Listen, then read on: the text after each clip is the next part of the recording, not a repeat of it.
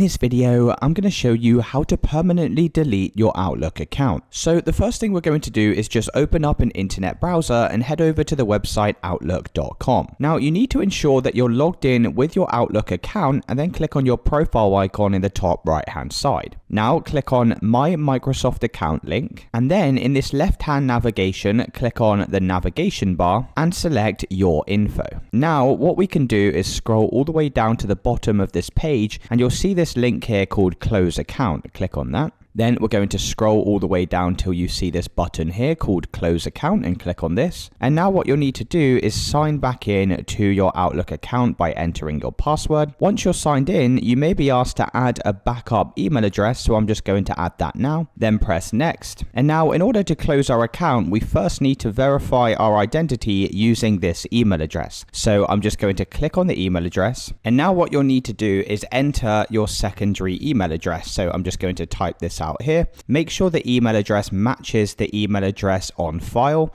and then press Send Code. Now we can head over to our secondary email account and we need to enter this 6-digit code listed here. Once you've entered your 6-digit code, press Verify, and now we're ready to close down our account. So what you can do here is by default, it's going to take 60 days to permanently close down your account, but you can actually click on this drop down arrow here and change this to 30 days instead, and that's how long it will take before your account is permanently closed. So I'm just going to select 30 and press Next. Then make sure to tick all of these boxes here. So I'm just going to go all the way down the list, ticking all of these boxes. Once you've done that, select the reason why you want to close your account. I'm just going to press My Reason Isn't Listed and select Mark Account for Closure. And now just like that, it will say your account will be closed and it will give you the date your account's going to be permanently closed. Now, if you change your mind, then what you can do is within these 30 days, just sign back into your account. It may ask you a couple of questions in order to prove your identity and it will stop this account closure. And it's really as simple as that, guys. If you did find this video helpful, then let me know in the comments and I'll see you in the next one.